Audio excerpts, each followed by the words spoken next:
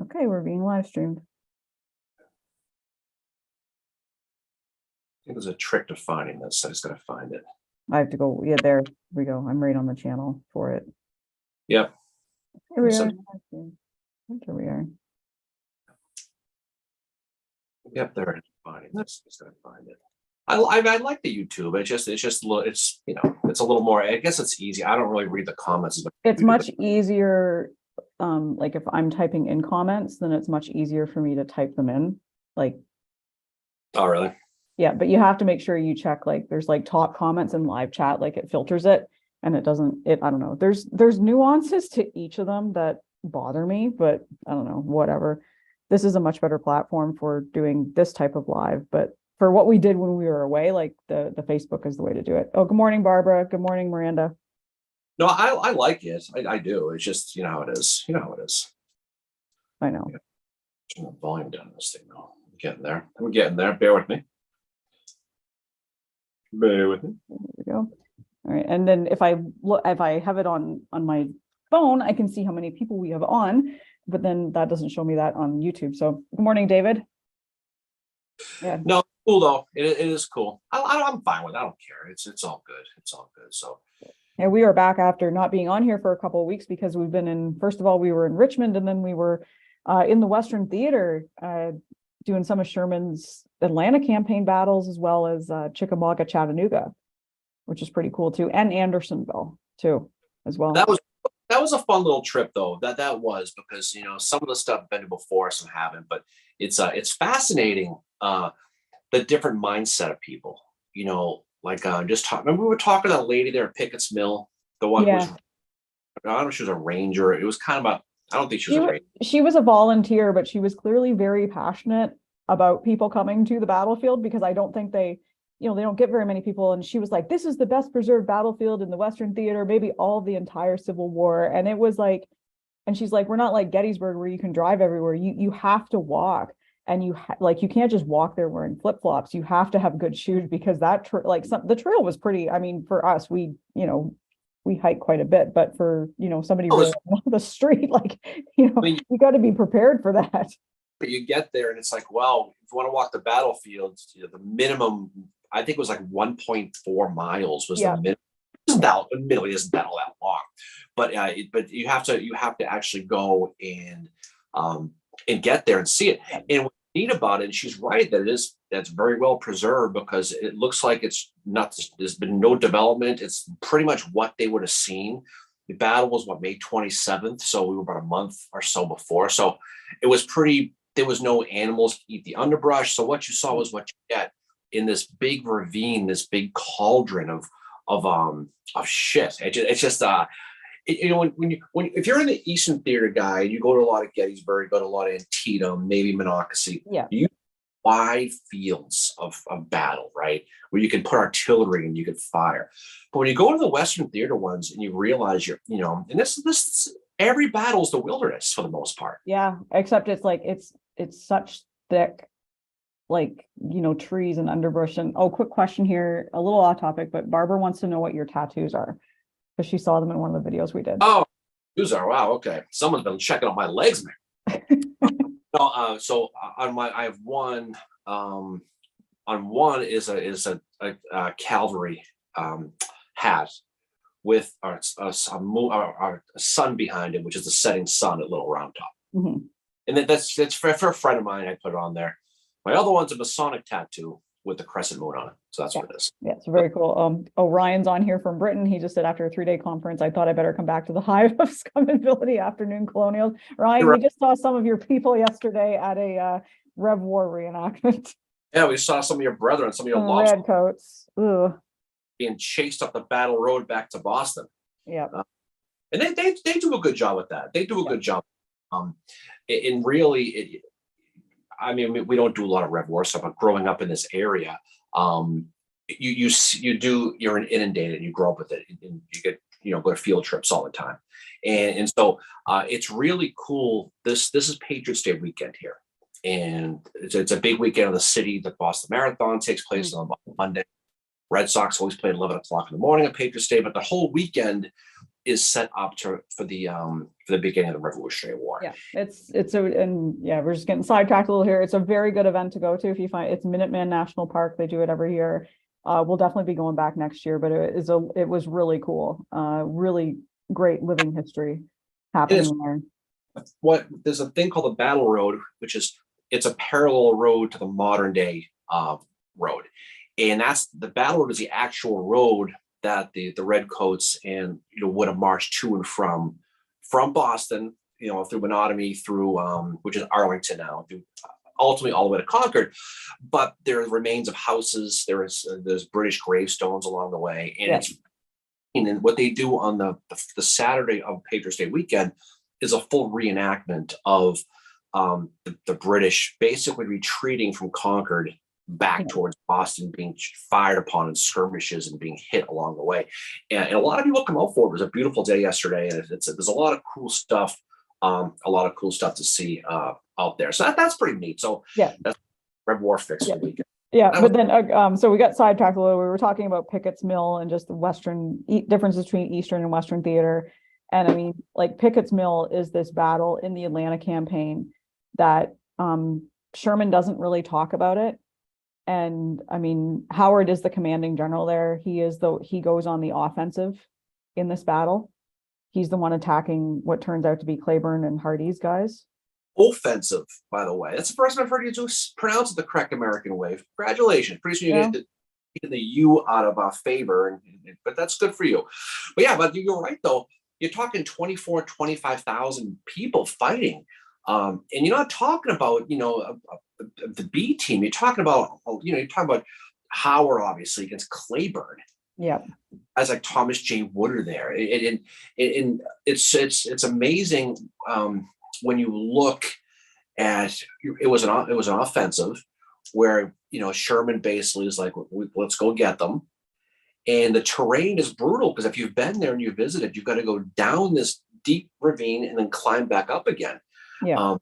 And it was a bad day for the Union. They lost basically 3-to-1 casualty ratios. And but again, it dispels that myth that you hear about Oliver Otis Howard not having an offensive bone in his body. Yeah. Yeah, and it's not his greatest day in the Civil War. He's ordered by Sherman to attack. And at one point, Thomas J. Wood comes up to him and said, are we still attacking? And Howard didn't know, he didn't know the enemy. He didn't know how many guys Hardee had, how many, that they were already entrenched. And he was like, yes, we have to attack, because by that point it was too late. But the thing with Pickett's Mills is it gets dismissed quite a bit. And Ambrose Bierce was fighting there. And I mean, Ambrose Bierce's story is creepy anyway, because he just randomly goes to visit these battlefields again after the Civil War, and he disappears. But he wrote an article or short story or book about it, and it's called The Crime of Pickett's Mill, because it was and Howard talks about it as being just he says it, and along with 2 other battles in the Atlanta campaign at that time, were just useless wastes of life. And that's what Bierce says about it too. So, I mean, I know with the Atlanta campaign that, visiting more of the battles, that, I know the goal is to get the city of Atlanta, but to get the city of Atlanta, there is a lot of slaughter and a lot of, I wonder why Sherman didn't get questioned more on some of the stuff he did. If you read his memoirs, he doesn't talk about some of these battles. But when you read Howard's account of it, Howard said that, he thought that Gettysburg and then Antietam were the worst he'd ever seen. And then he said he fought at Pickett's Mills, and he said it was the worst nightmare he was in the Civil War. Yeah, that's a brutal one. And, Sherman, he great reading maps, all this other stuff. But every time he attacked frontally, it was like running into traffic. He just, I don't know what it was, but for all the accolades he gets from people, especially here in the North, which I'm going to freely admit are a little on the overrated side. Right? I agree. And that doesn't mean that we're not saying that Sherman was a bad commander. It's just when you go and you dig down deeper into these battles in the Atlanta campaign, which we really encourage, if you find yourself at Chickamauga or in Atlanta, visit Jonesboro. Pickett's Mill is definitely one to go see. We even saw Ezra Church, which is in the middle of Atlanta. It's like smaller than Chantilly, but you can still kind of get an idea of the ground that Howard was on. And that's, 2 days after he's taken command of Army of the Tennessee, after McPherson has died, after McPherson has been killed in the battles for Atlanta. Cool, because you could see the slope still, and you can see you couldn't see any entrenchments. I don't think they even had time to really entrench, but No. the slope that you could see that basically runs along a parallel of a road that heads into Atlanta. And there's like a big field and a playground behind it. Yeah. Then across the street where the Confederates would have come down, it's basically all neighborhoods now, but you can see the terrain in your mind's eye anyway. But those battles out there are something though, because they're all over the place. And when we talk, you mentioned Jonesboro. Mm-hmm. Neat about that was, they took you get the train line that they were guarding was still right there, and they made where the Confederate soldiers fell. They just said, "Well, let's leave them here and put them in a cemetery." They just built a cemetery, the Patrick Cleburne Cemetery. Yeah, and we were just driving to. It was funny. We were driving to Americus, which is just outside Andersonville, where we were staying for our first night, and Darren says to me, "Oh, what's Jonesboro? That's got some significance." And I'm like, "Yeah, that's where." I was visiting with Griswoldville, and I asked if that was one of the battles. Right. Okay. And then I know about Jonesboro, but that's well. Admittedly, we were looking for Rough and Ready. Initially, I think we were looking for beer. I think. Good morning, Caleb. Oh, yeah. AQ said we had some great pictures. Thank you.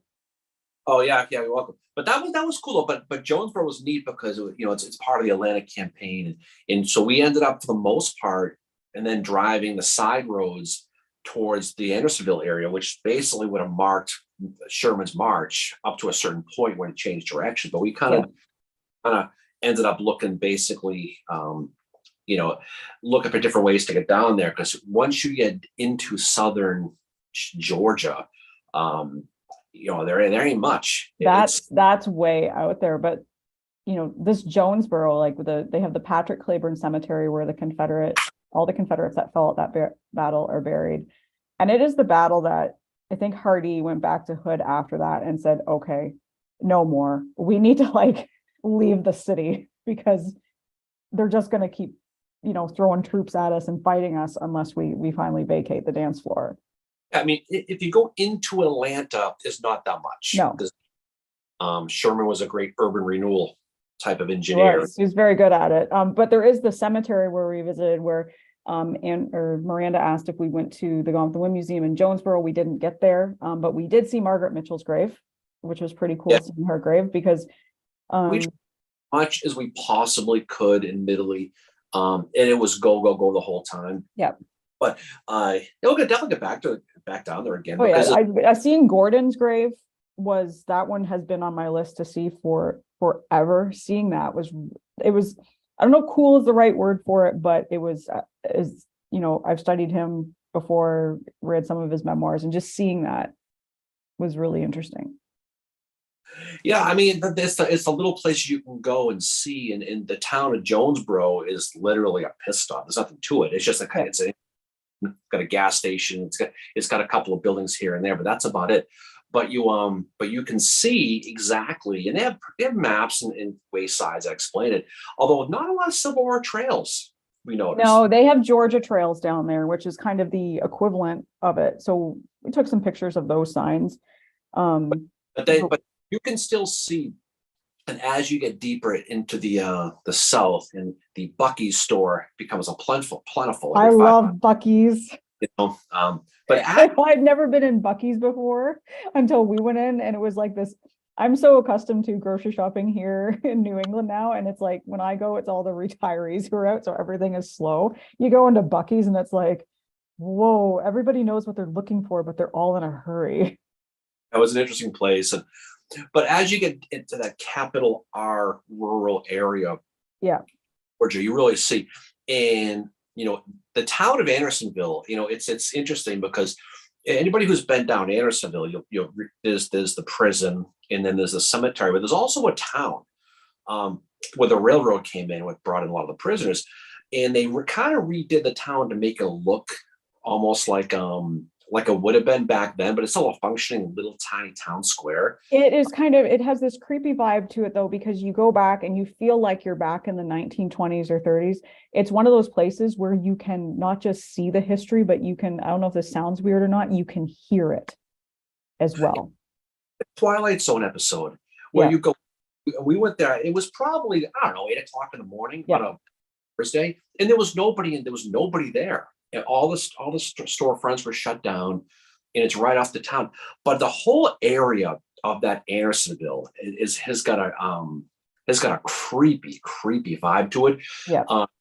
I've been in some of the messed up places at nighttime. I'm not sure even I'd have the stones to spend the night in that area, because it has a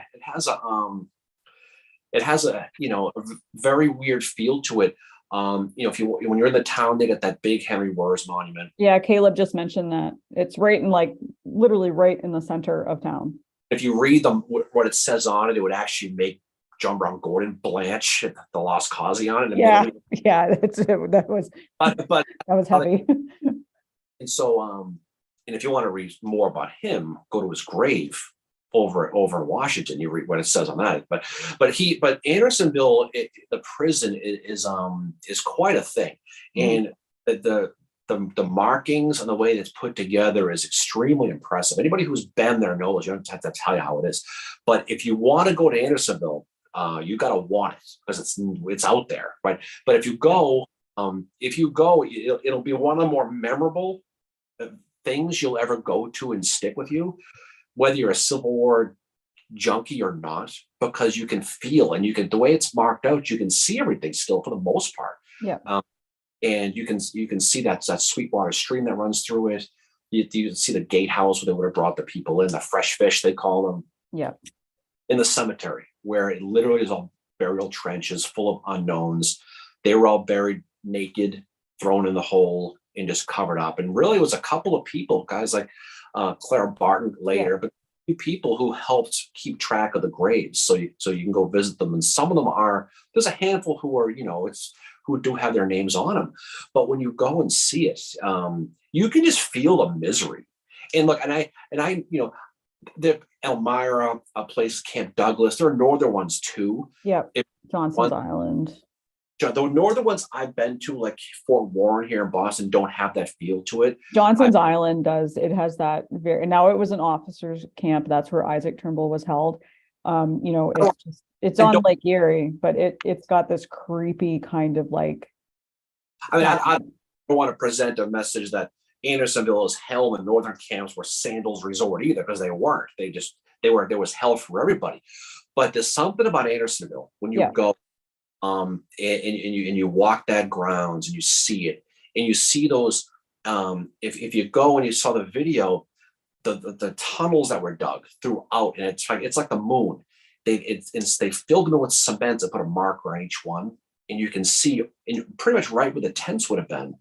And they had about 6 square feet per person, so it was basically like being on the subway. Yeah. And what amazed me is how close the tunnels were dug to that deadline.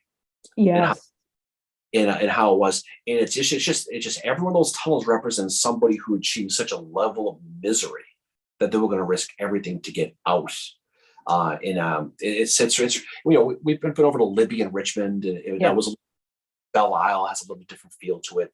But Andersonville is something else. Just you park the car. Oh, go ahead. You go to Andersonville and you will never think the same way again. It's like when you go to Gettysburg for the first time, for the Gettysburg people. That place, Andersonville, sticks with you and it haunts you. And I would highly suggest going, just because, for one, a lot of the ones in the north here are there's not much. I mean, Camp Douglas is basically University of Chicago, so you can't really. That's what Miranda just said, that when she went there, it creeped her out. Oh, and then Frank asked if we went to Franklin. Not this time, but next time. No, but definitely, if you can make it to Andersonville, do it, and plan on spending a good half the day there. Mm-hmm. There's a lot to go see, and they have a little museum you can go visit, which is kind of an overall prisoner of war museum for not just for Civil War, but for everybody. But it's powerful. It's just a powerful. And that's the one thing I've heard from a lot of people. You talked some friends of ours in the Civil War world who've gone to Andersonville. They all say the same thing. It's powerful and it sticks with you. So you could be whether you're a northerner, you're a southerner, or you're both. It doesn't really matter. You're gonna feel it's just one of those places. Yeah, it is. And like, we park the car and the first thing I see when I get out of the car is, the word deadline written on a post because they've got it marked throughout. And I remembered from the Andersonville movie, the guy that commits suicide by going over the deadline, because that's what some of the prisoners did. They were so miserable there. The movie Andersonville, I think it is available on YouTube. It's an 80s movie, so don't expect high tech, but it tells the story of it very well. The other thing that they don't have the building there, but we went down to the area where the hospital was. And hospital in quotation marks, because they were limited on medicine. They had a lot of the men that were prisoners at Andersonville resisted going to the hospital because they knew that not many of them would come back, and they much preferred to stay in the stockade area and die with their friends, which is terrible. But it's a very humbling, sad place that I would definitely go back and visit it again, just because there's just so much history there. But it's something that anyone who's in the Civil War needs to make a trip to, I think. And those Confederates who were up on those perches who were shooting, if you cross the desert, they were children.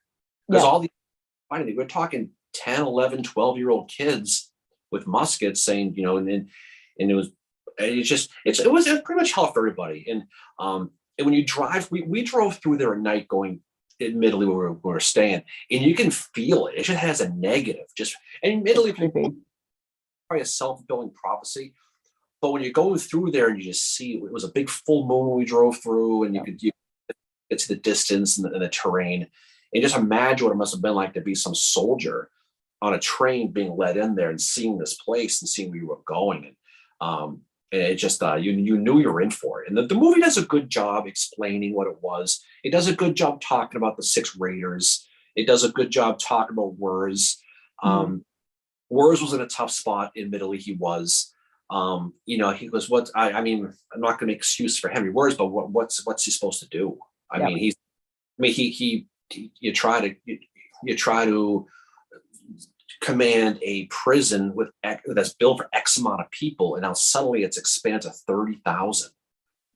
And we've said before when we were walking that ground is why you can imagine if they just bum rushed the gate as many as they could, they would have lost a lot of people, but they couldn't have taken all of them. No. So it just goes to show they did have cannon outside. Admittedly, they were mostly facing out. And that was done for when they found out Sherman was in the area. That's why that was done. Sherman gets hit because he didn't send troops to liberate it. And he did send Stoneman's cavalry down to check it out, but you can't carry 30,000 people. You just can't. It's definitely a black mark on Sherman when you think about the no left behind concept in the military. But again, go and check it out, because it's there's not a lot else to do.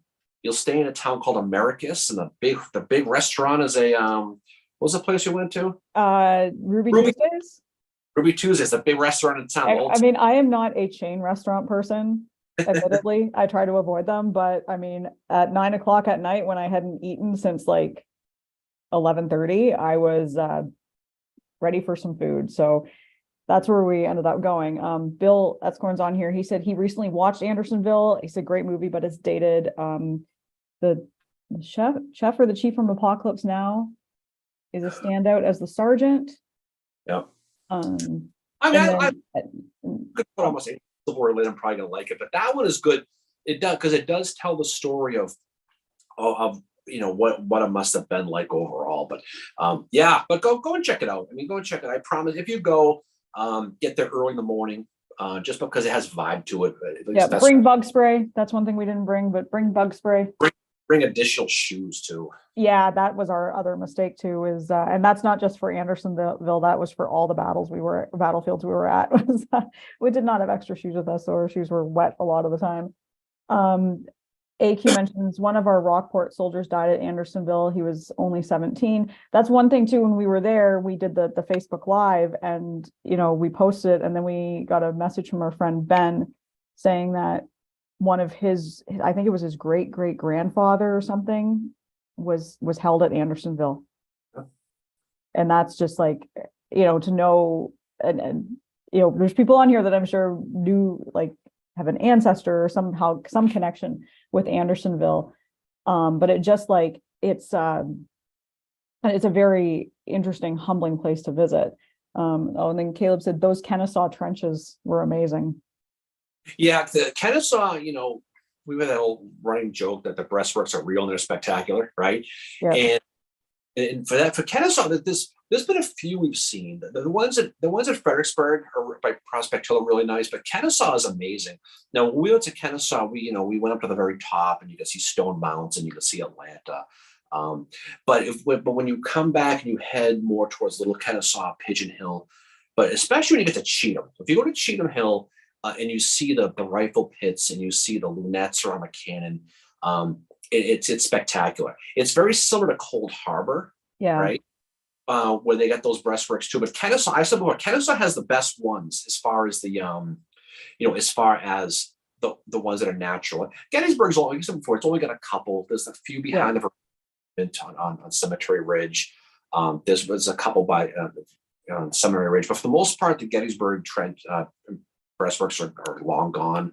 The lunettes on East Cemetery Hill are rebuilt; they're not real. Yeah. But when Western theater battles, you can see them.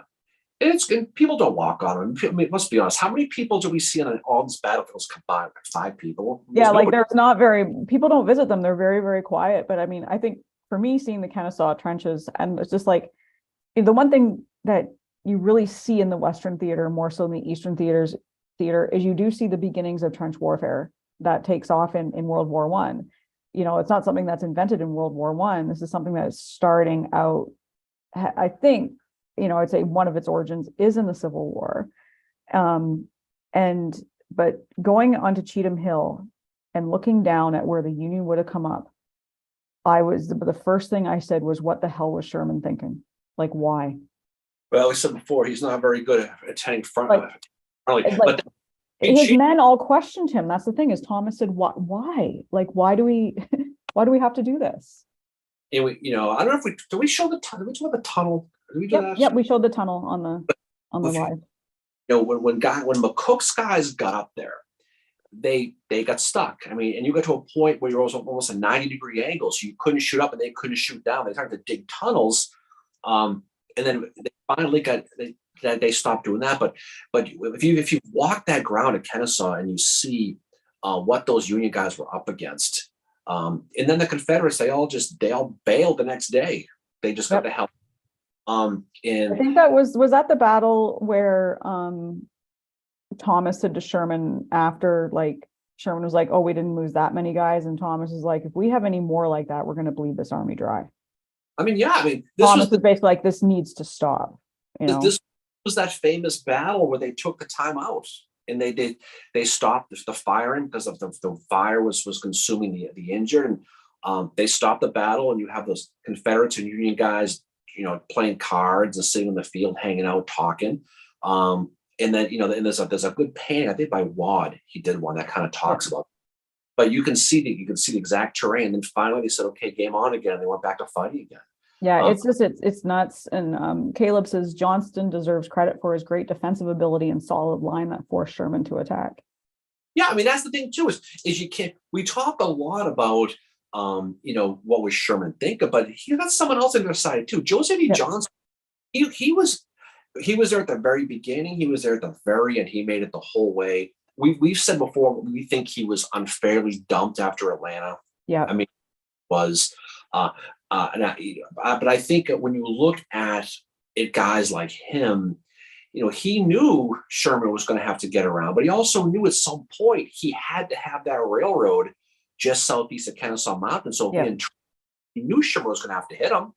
Yeah. So he picked strong grounds, and Thomas, I don't think we should. I was like, oh no. But they did it, and you end up in a situation where they got slapped around pretty hard. And it's the only place, speaking of breastworks, you mentioned that Caleb mentions that, is that 3 levels of breastwork. And I mean, I'm sure they exist in other places, but I can't remember going anywhere else when you see this one breastwork, then there's 10 feet behind, there's a second one. It's almost like the can, the limber, and the caisson for 14 yards. But you see so if you got past the one, there was another one. Yeah, and then another one after that. And who the hell in their right mind? That's why when you look at that grave we found back there. Yeah, right? the unknown. That, I mean, the fact that it's one of the few places where a guy was buried where he fell, but he's still there, and there's a marker for him now. But how far he got, and how the stones that dude must have had, because of that, for him to get to that point, he would have had to go up Kennesaw, go over the first breastworks, get all the way behind and try to flank around that line, and he fell there. Yeah. That'd be the equivalent of someone going to Pickett's Charge and falling in front of Meade's house. Yeah. And that's the how if you've been there, you see that, you realize, holy crap. But that's Kennesaw. I mean, that's what it was. You had no choice. You got to do what you're going to do. Yeah, it's definitely another one of these battles in the Atlanta campaign that is worth visiting. It's one that Pickett's Mills, Jonesboro, it was a reminder for me that it's not just about getting the city.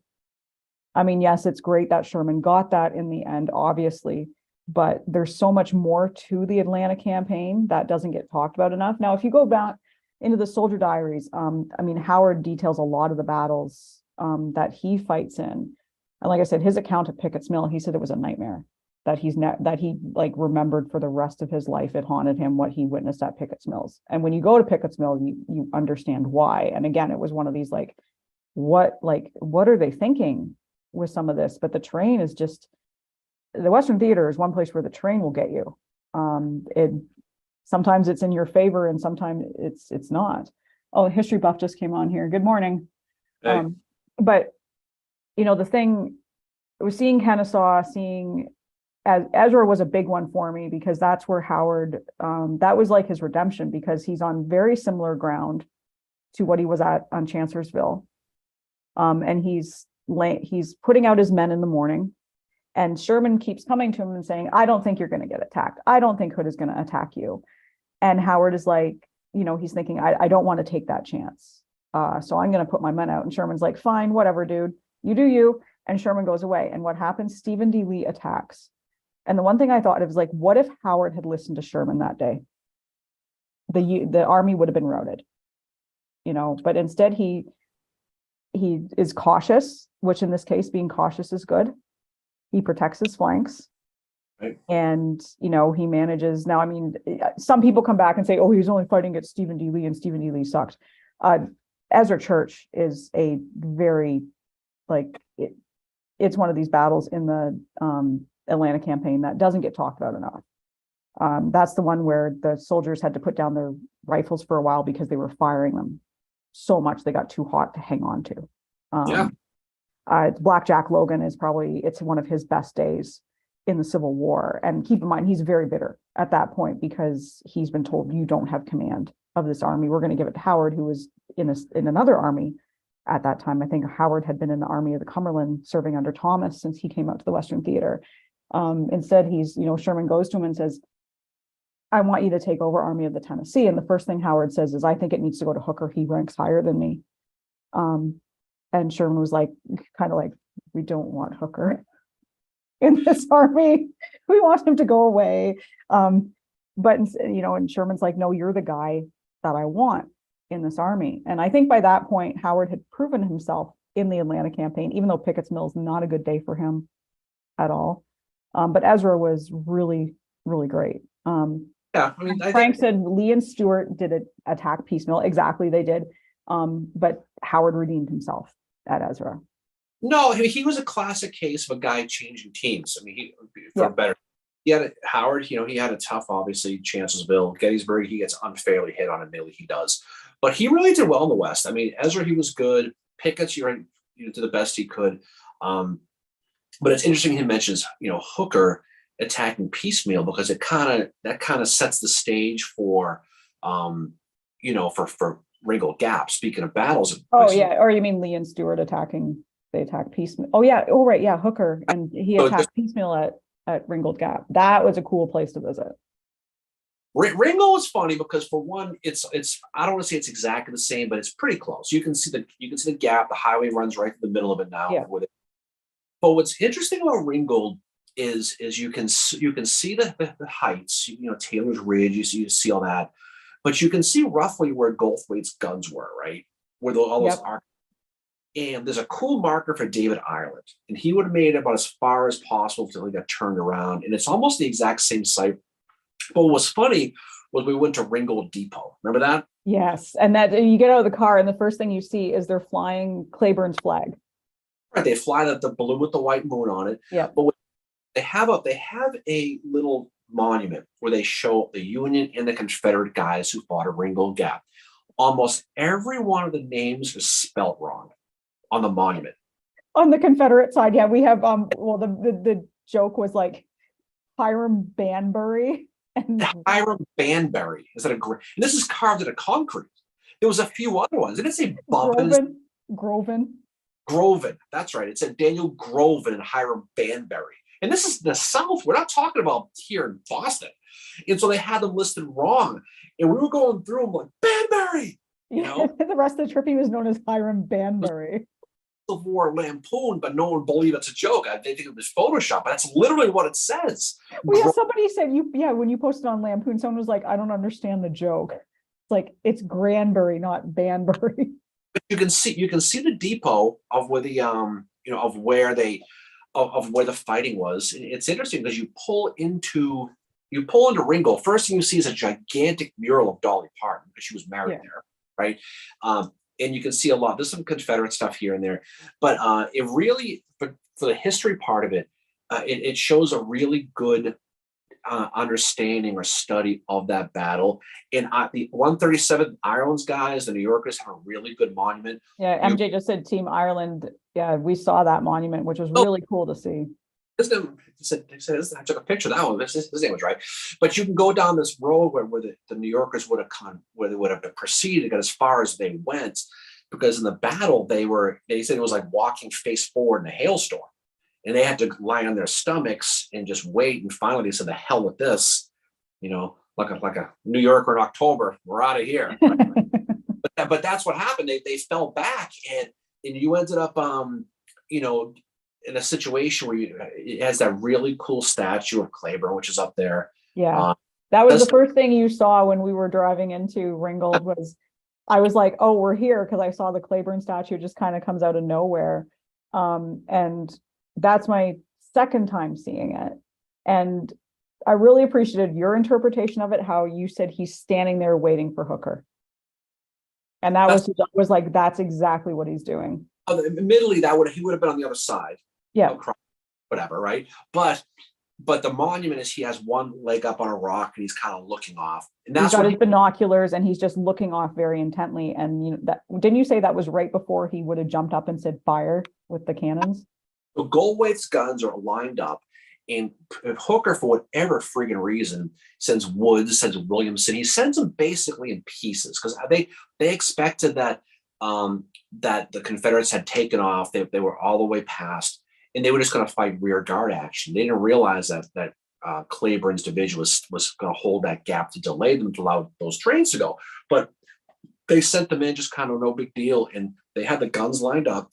And as soon as they got close, he yelled fire. But the statue is that moment of him looking, waiting to yell the monument. Yeah.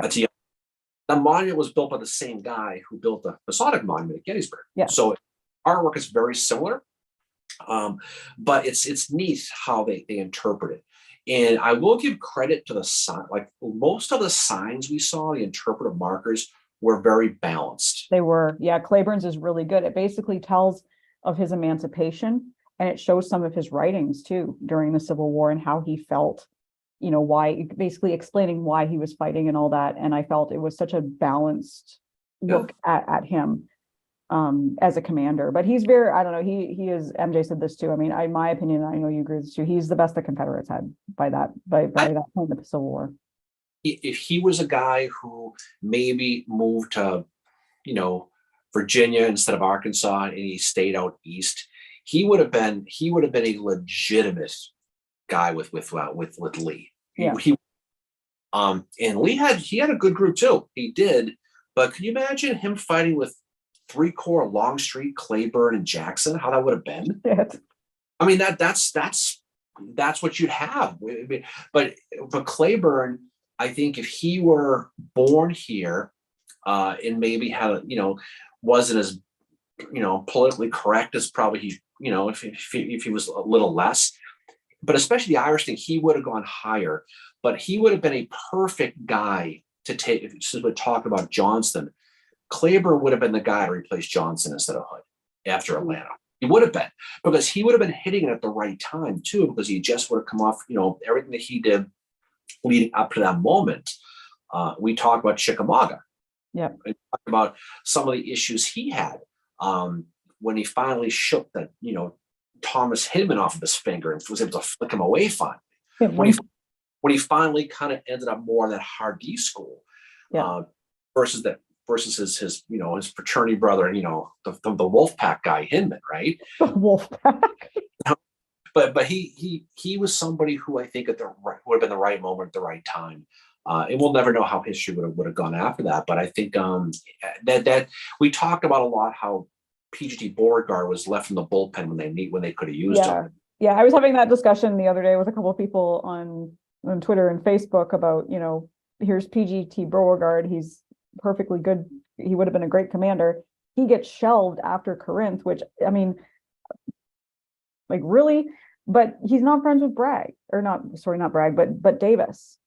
And Bragg also didn't like PGT Beauregard, and Bragg was like Davis's military advisor, which kind of like, that's like, you did a real shitty job. We're going to promote you. He won't put Beauregard in command. So Beauregard's kind of left. And I do think that's another what if, is like, what if they had just brought Beauregard down? Claiborne definitely, I think he would have been a great commander. I personally think after, what I saw in the Western Theater and the Atlanta campaign battles is it gave me more of an appreciation all around for that campaign, but especially for Joseph E. Johnston and his command. I think he doesn't get enough credit because and you think about it too. Another point that was raised when I was talking with some people on Twitter about this was someone said, he's kicked out after Atlanta, and then he's coming back after the disasters of Franklin and Nashville, and he has to pick up those pieces. He's inherited a more broken army than what McClellan would have inherited after Second Manassas. And he's got to be like, oh, I got to do something with this. Like, he's basically the cleanup guy at that point.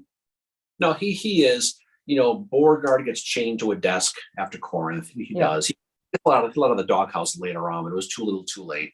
And you had that, that traveling circus of clowns that they rode through the Army of Tennessee with. I mean, they did. A circus of clowns. Well, I mean, how Burnside didn't defect and join that group, we'll never know, because he would have fit right in.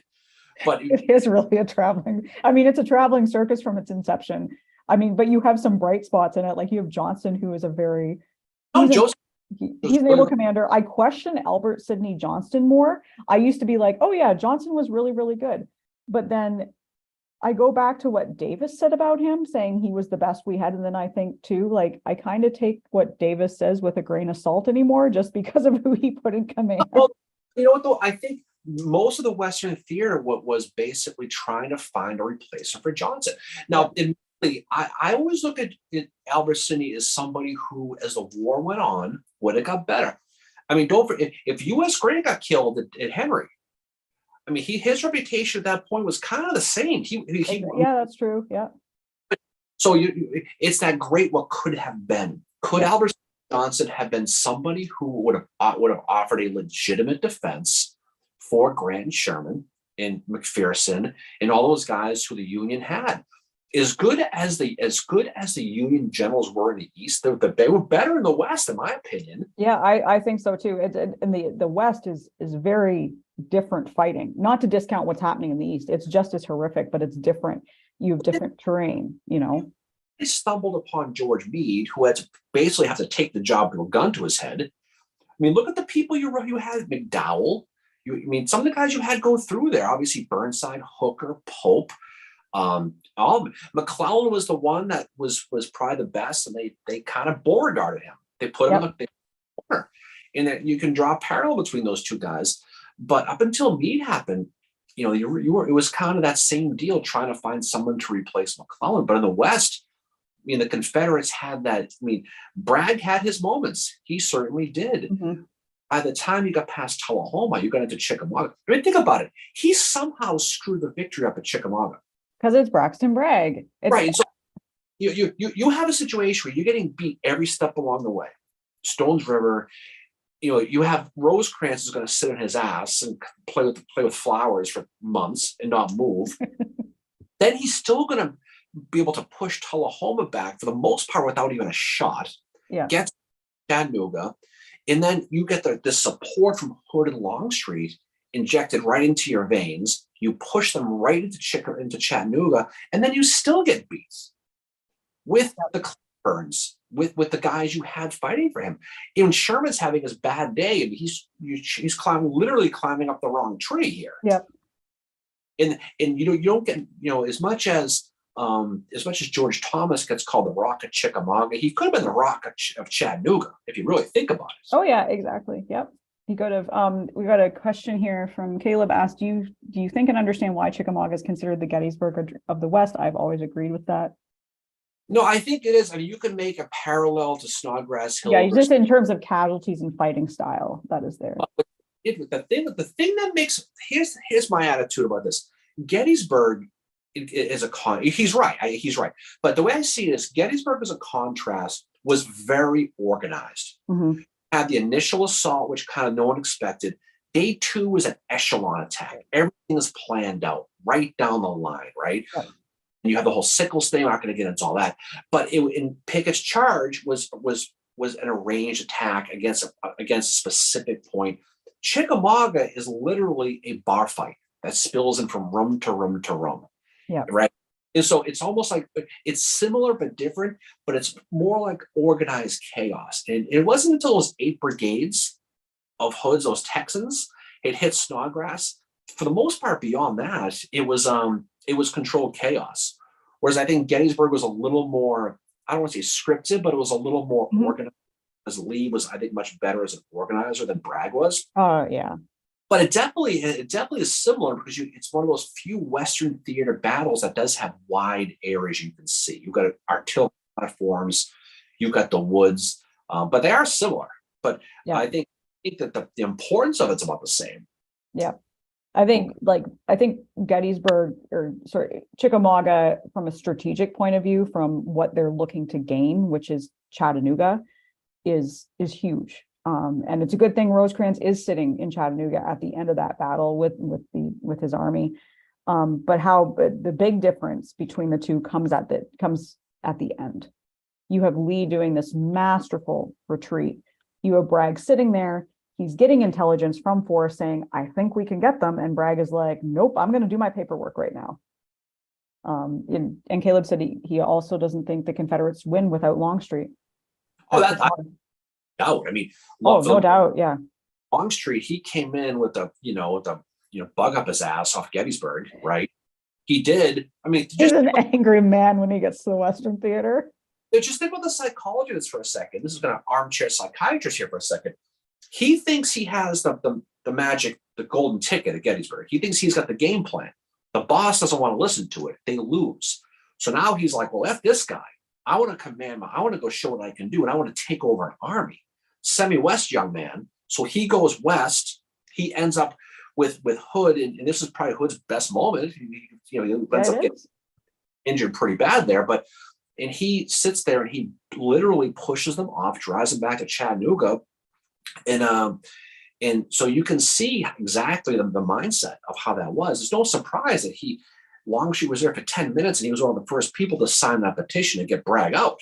Yeah. And that was the one that Claiborne signed that petition, and Hardee was like, I really don't think you should be doing this. No, but I think Longstreet saw that as, let me see what I can do. But if he's not there, I'm not sure. I mean, I don't know what the hell happens. I don't think they would have, because that gave them the support they needed. Because the other thing we did too that I had never done before was we went down to Alexander's Bridge, where Wilder and his Lightning Brigade were fighting. right? And going that down there gave me a greater appreciation for what they were doing. I've always appreciated what they do on that first day on September 18th.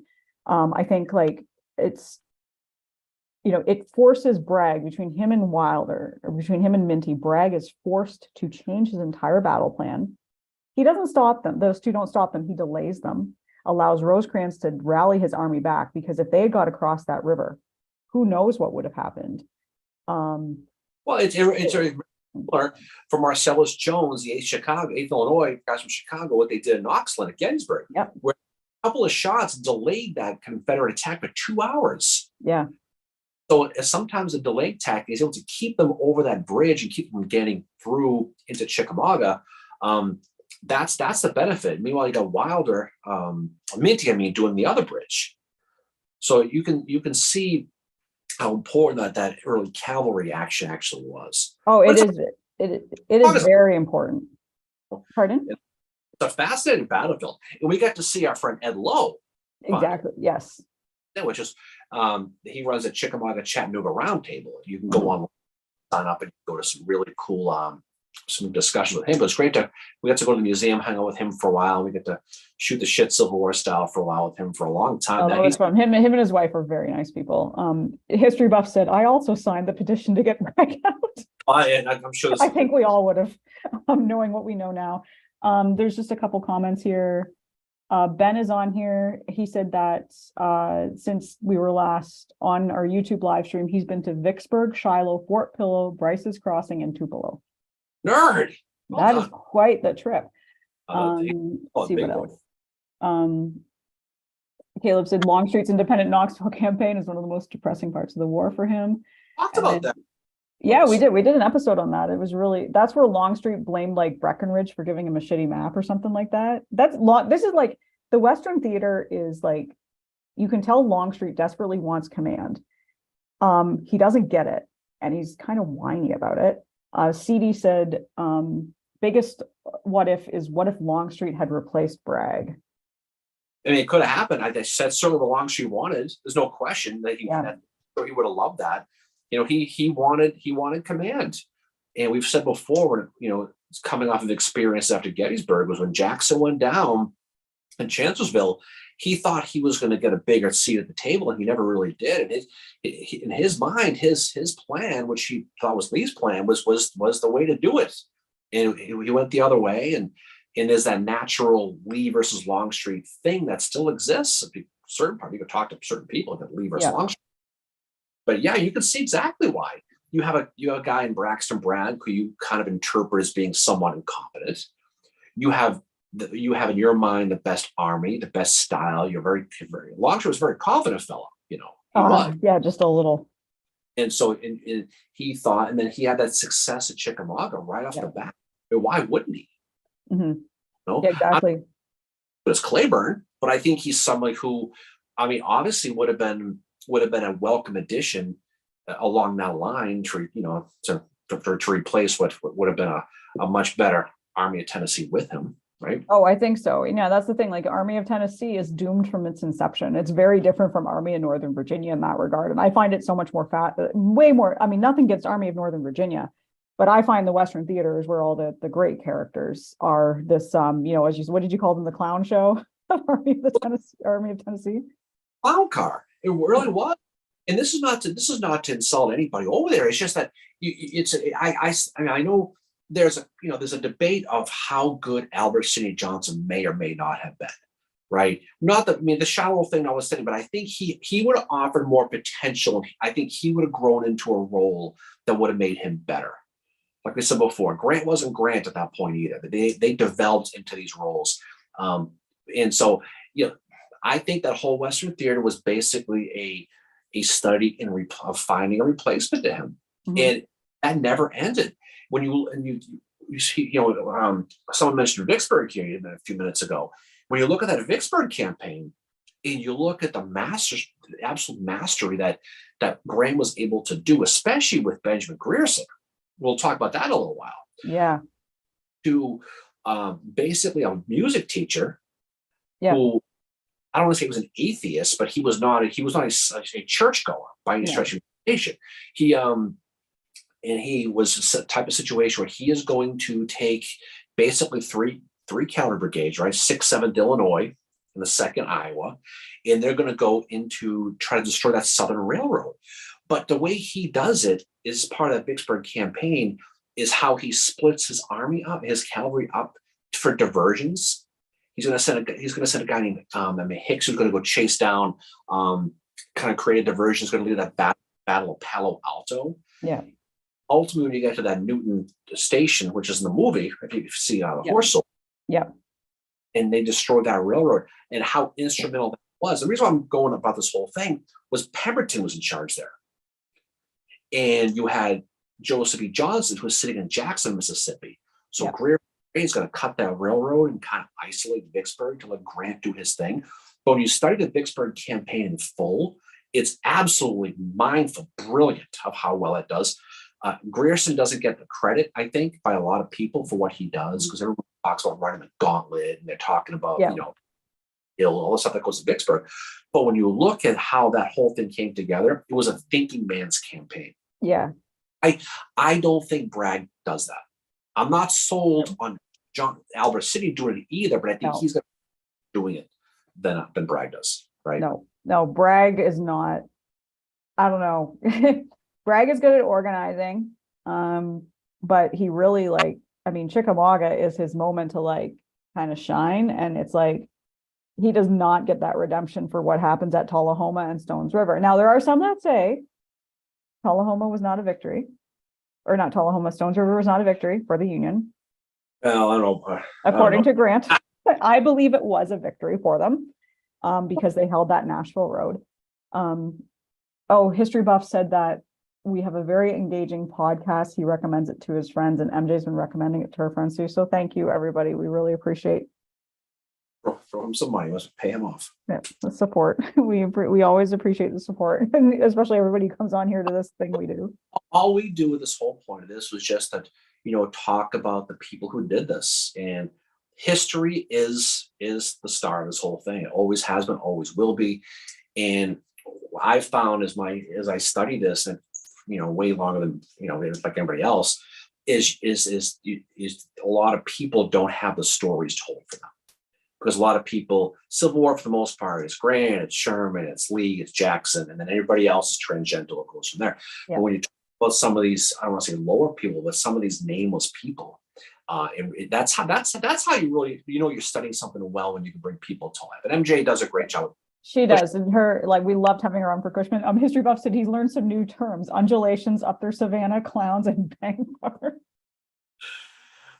Well, the Rosewoods clowns, nothing to be made fun of, by the way. That's a hazardous situation.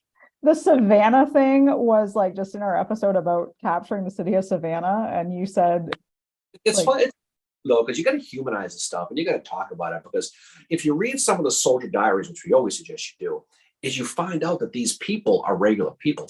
They don't sit there and say, "So I'm going to question you about it today." So that's not how they talked.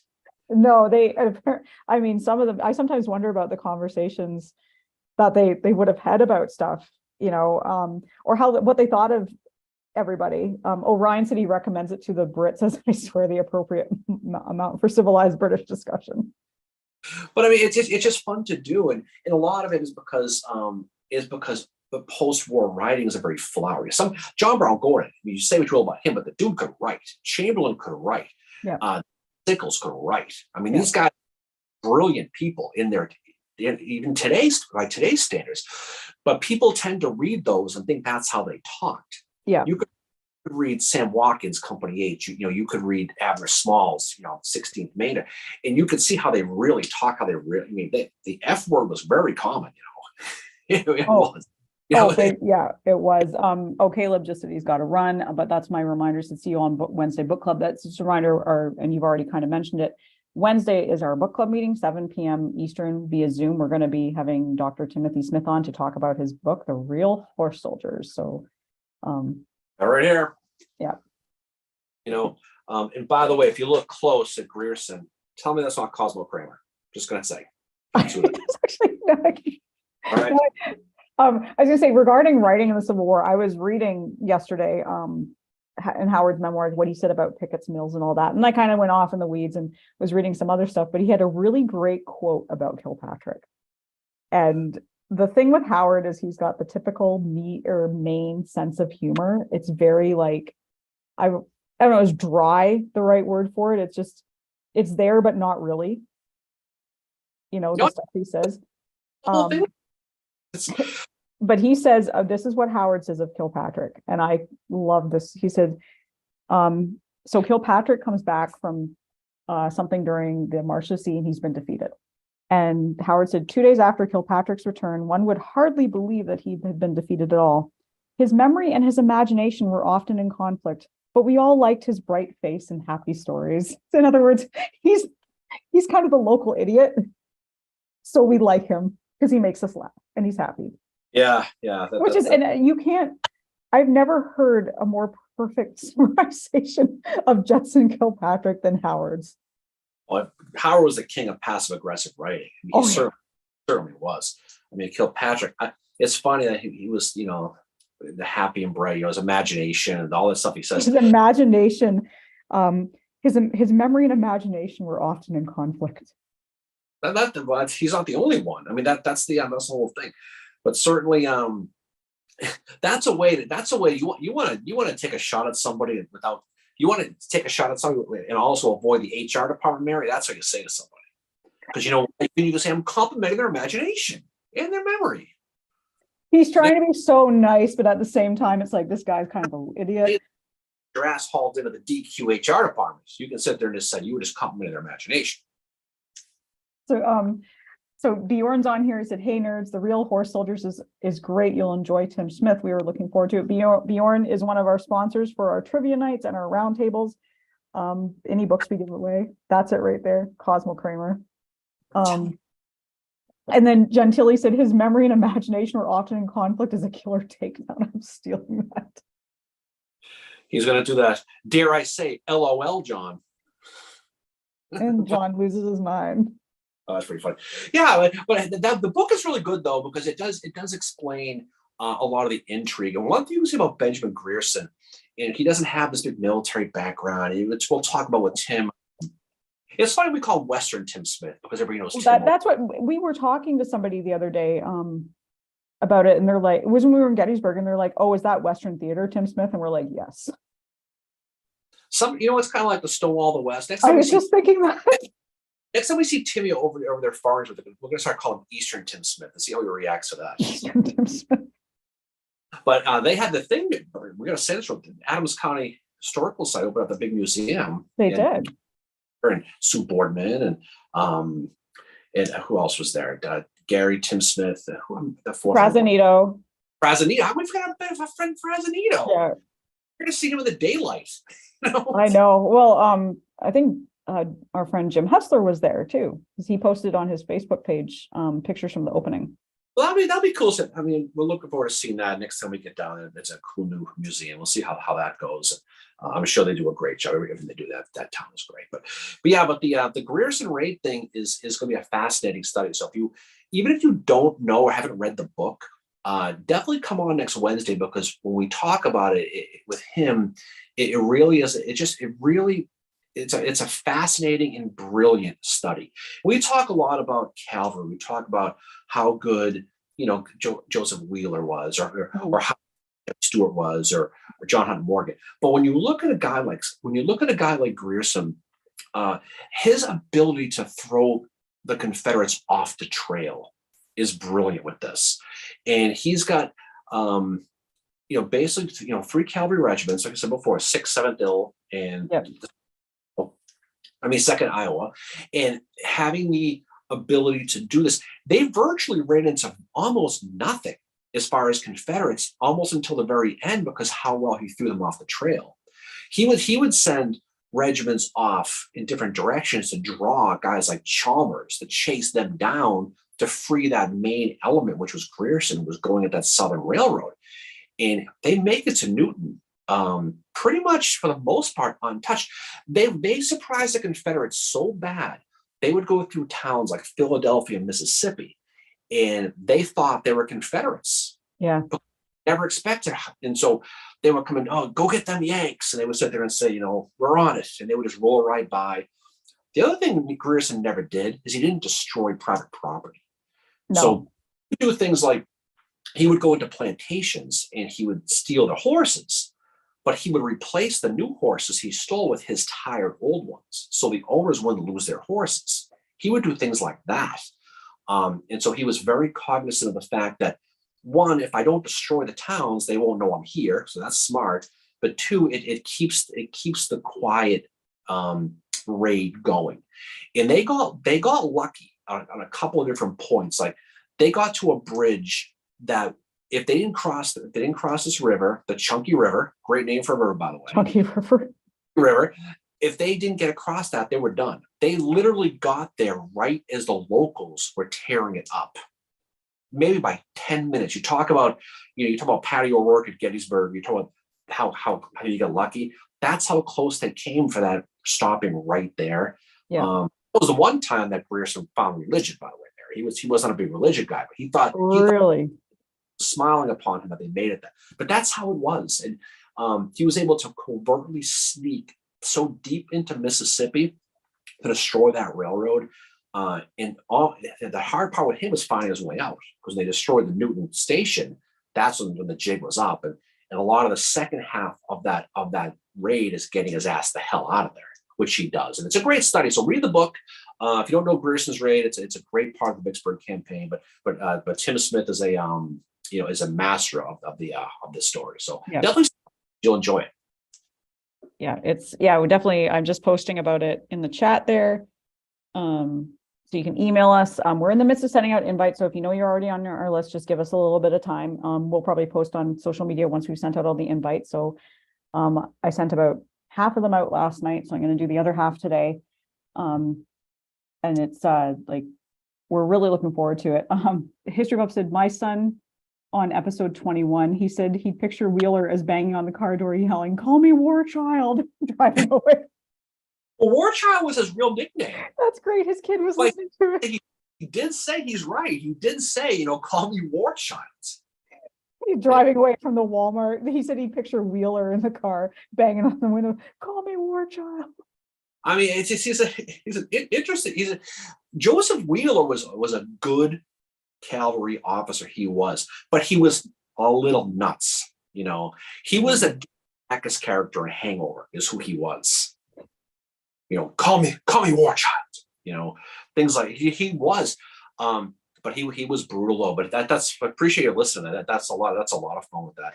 But he's one of those guys who gets left in the corner when you talk about a lot of the great cavalry in the Confederacy. You talk. Yeah, he is good, and he's the one that there's a lot of I call it Dallas level of drama that goes on within the Army of Tennessee after Chickamauga. And it's all centered around Braxton Bragg because, why not, right? You have the petition, but you also have Nathan Bedford Forrest getting really pissed, because Bragg takes some of Forrest's cavalry and gives them to Wheeler.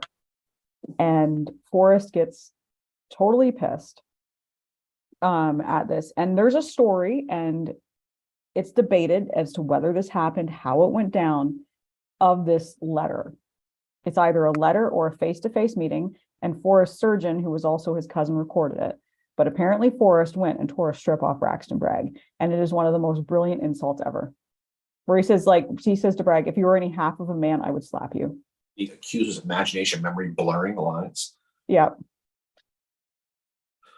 Hey, I personally think it exists and it happened. I'm sure it did. I know there's some that don't, but that's the beauty of studying this is we never 100% know. And nobody's right, nobody's wrong. I personally enjoy the story of Forrest going and tearing a strip off Braxton Bragg because he took some of his cavalry from him. He's like, "I'm not fighting for you anymore," and he leaves. You can see a lot of that, but you can. A lot of it is because it's all misdirection by the diaries. You read the diary, you look at Grant's versus Sherman's diaries are completely different. That the stories, if you read Sherman's account of Pickett's Mill, it's a sentence, if that. if you read Howard's account of it, it is like he devotes a whole chapter to it.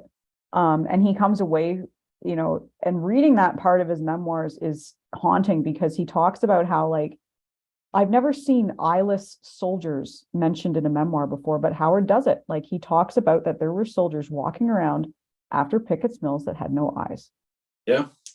And it's like, he puts that, it's a, at one point it's grotesque, but at the same point, it's like, this was the reality that these guys were living. And this is a general who commanded an army this is how he's writing, and he's giving you the full reality of what the war is like.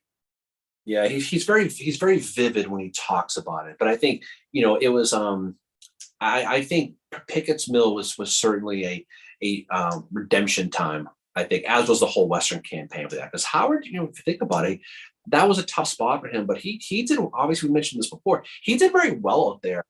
And Yeah. I think a lot of it was to prove people wrong. And when you read his auto, he has a subtle way of telling you what he hated without bashing people. He's very much a Mainer when it comes to that. Yeah, he's very well. The whole like imagination and memory thing is great, and that he liked Kilpatrick because they liked his happy face and his stories. Kilpatrick is clearly the entertainer. He won't sit there and say, "I hated this guy. This guy sucked. This guy was wrong." He does it in a way where he and I think a lot of it was because he knew the stuff was going to get published. When you read some of the Charles Wainwright stuff, or some of the legit where you don't know it's going to get published, you get some real colorful stuff, and those are the best ones. Yeah, there's no question. But as you go through this Western theater, Howard, he's a lot different than Eastern theater, and not that he was bad. He had the issue with Chancellorsville we've talked about. I do think he gets a bum rap at Gettysburg, but I think him going west was similar to Longstreet going west. It put more confidence. He was somebody, I think he felt his opinion meant a lot more. And this is not against Hooker or Meade. I just think that he needed to get the hell out of Dodge, start fresh, start new, improve himself. And you can definitely see the personality change with Howard. He's more confident in the West, no question on that. And you can see too in his writings how much more horrific the Western theater was for him. I mean, maybe he would have seen the same stuff had he stayed in the Eastern theater, but like you can see how he, when he says Pickett's Mills along with two other battles, their names are escaping me, says it was a senseless waste of life. And that is a shot at Sherman, but this is a guy who respected Sherman, was his pallbearer planned his funeral. I don't think he and Sherman liked each other as time went on, though, because Howard was he was an abolitionist. Sherman was not. The other thing too about the Western theater is, one of the museums I went into, I was like, wow, there's more here about Howard than there is at the Gettysburg Visitor Center. There's nothing about him there. No, that's true. Last time I strolled the Visitor Center at Gettysburg, there wasn't one mention, even as a corps commander. But he did get a lot of mention at different places. And I think, but you also saw, confidence was huge too.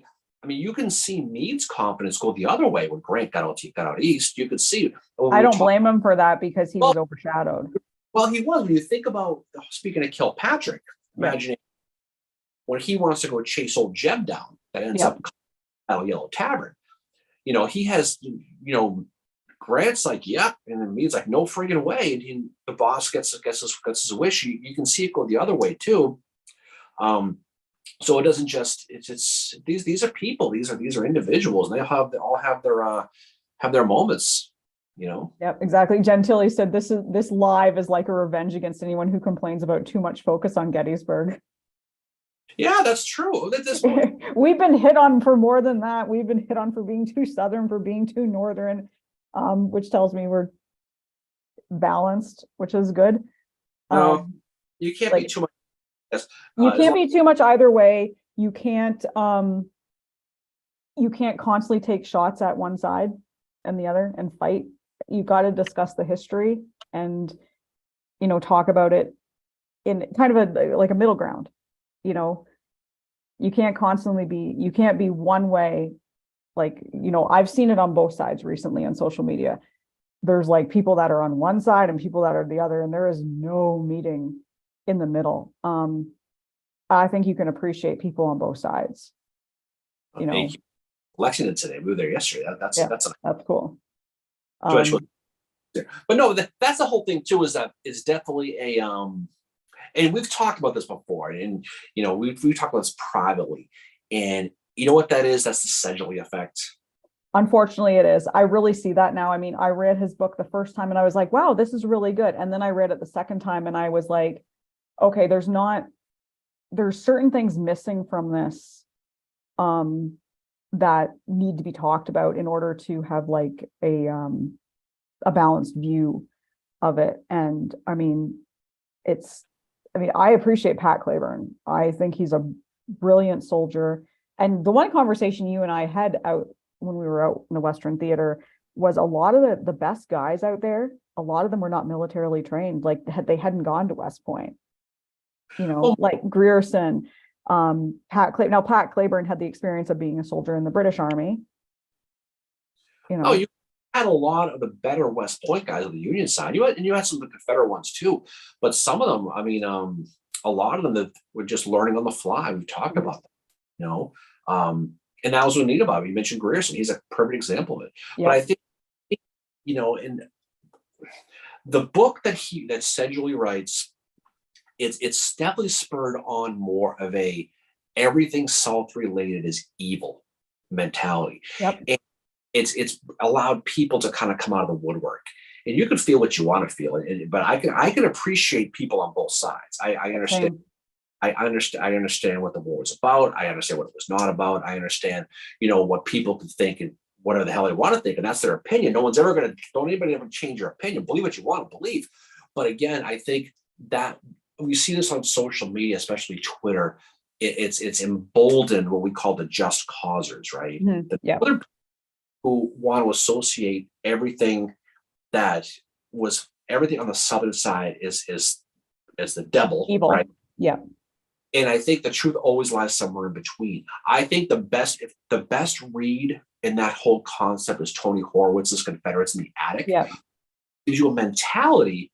It wasn't an apology tour that essentially book did. It was a book that talked about the attitudes in the South, right or wrong. But here's the attitudes. But I think we've seen a lot of that. We've seen a lot of inconsistencies and a lot of bullying.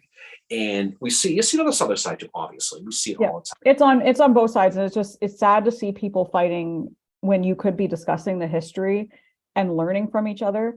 I mean, like, we have friends who are very Southern leaning. We have friends who are Northern. I mean, we're Unionists ourselves, but somehow we managed to come together and discuss the Civil War, and we learn more from each other when we're not like attacking each other. At the end of the day, it's not about changing anybody's mind. No. Understanding people's points of view and respecting their points of view. If somebody wants to think that Lincoln's a tyrant or so-and-so is a traitor, but think what you want to think. That stuff used to bother me back in the day. It doesn't anymore. But I think as long as you study it and you read it and you can make your own informed opinion, then that's your opinion. Who cares? But it just seems like there's a lot more pushback on a lot of different things. I have my own beliefs on certain things, and you have your own beliefs, and just like everybody else does. But at the end of the day, there are two teams on the field. You've got to study both. You can't sit there and say, okay, some backward, village in Georgia is sending a regiment to go fight because they believe firmly in the institution of slavery. They don't give a shit about that. No. And that's where you get in trouble, is you start labeling with a broad brush, mm-hmm. right? If you start thinking everybody in the North was fighting to free slaves, they weren't. Okay, they're called the Copperheads, which is, by the way, is an excellent movie. And there are Union villages in the South, and there are Confederate villages in the North, and it's not a war; it's more of a sectional war. But I think when you're able to study more of it and keep your mind open to changing opinion, but always respect everybody else's opinion. Exactly, and also see all these people, North and South, as humans. That they're all going through personal issues. Sherman does not have his best day at Missionary Ridge, but he's also struggling with the death of his child as well. His mind is obviously elsewhere.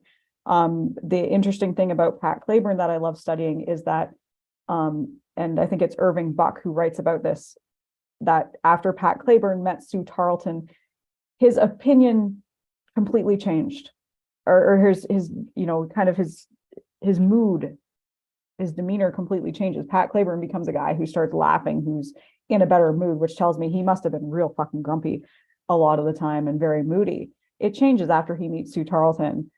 These are humans. And so are just the regular soldiers are humans too. There's some families that are torn apart by the war for various reasons. Oh yeah.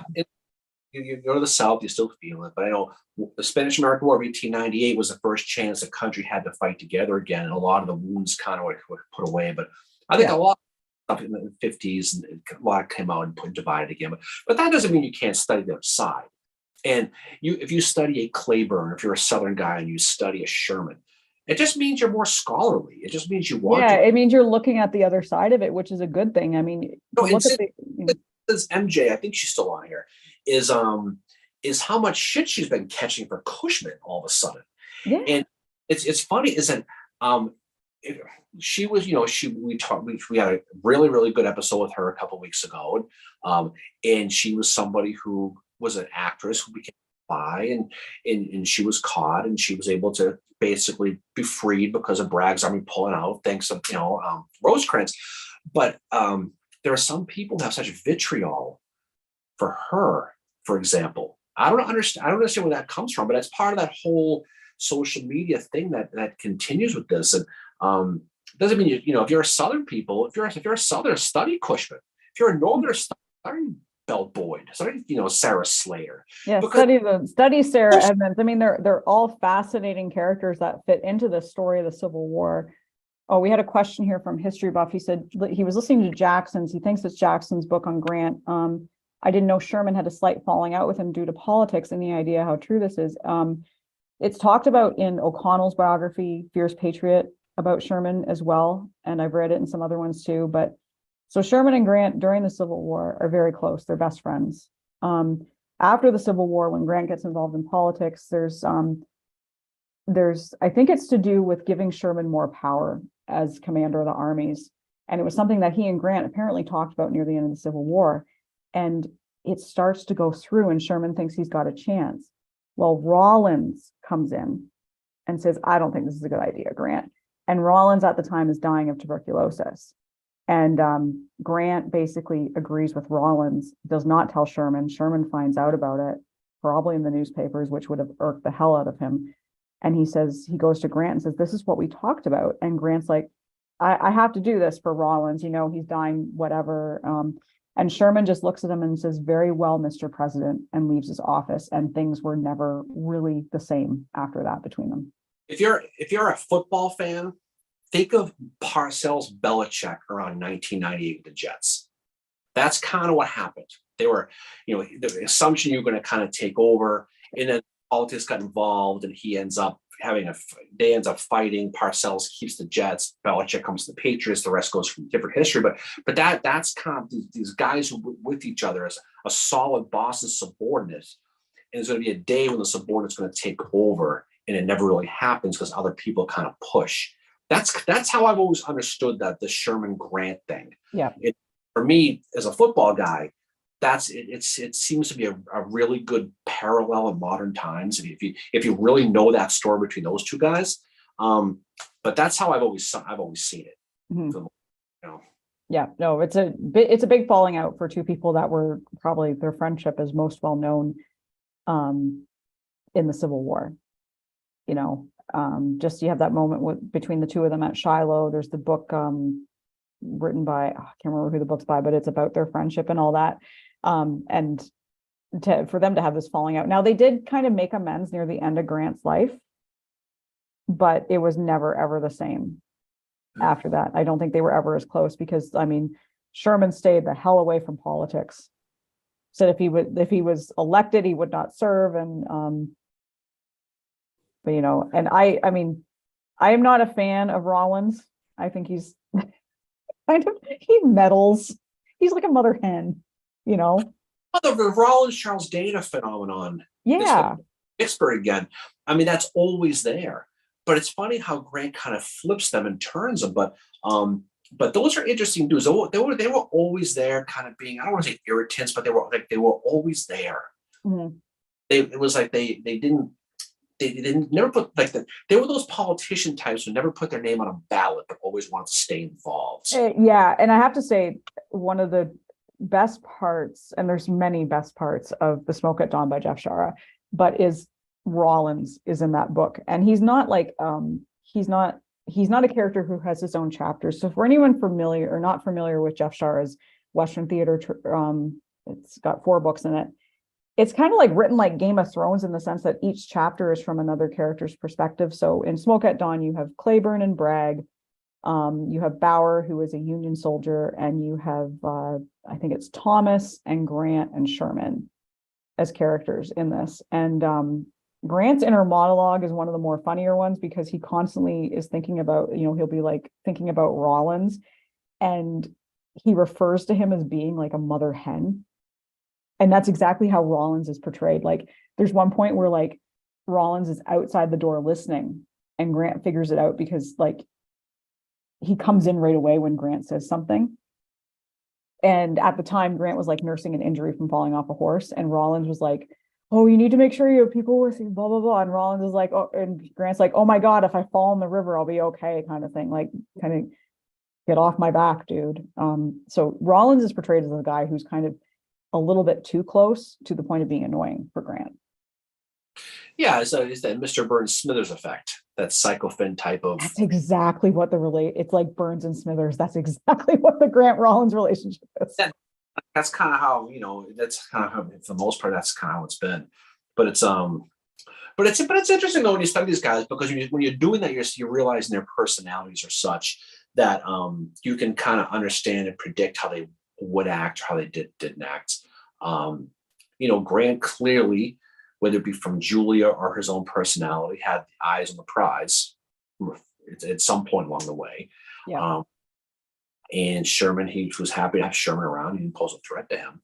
But you see a lot of these guys, the Rosecrances of the world, come pushing at him. He was able to drive them back. The Hookers of the world, obviously McClellan's, those guys. Yeah. You look at them as individuals and people, and not just names or old black and white pictures. The story kind of comes out a little bit.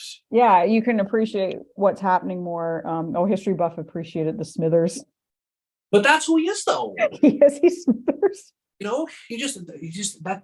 But I mean, if you look at modern day stuff, there are so many characters you can look back on. Oh yeah, who's Howard? He's the he's what's his name? Flanders. That's exactly what I'm talking about. The Simpsons. That's who he is. But there was a lot of Psycho-Finns that were going on in this war on all sides. I mean, I hate to say it, but I mean, you can sit there and make a case that Hood was that way with Davis in a lot of ways. Yes, and that's the other thing that came about when I was talking with some people about Army of Tennessee and Hood. It kind of how it was like, what the fuck kind of moment with Hood taking command.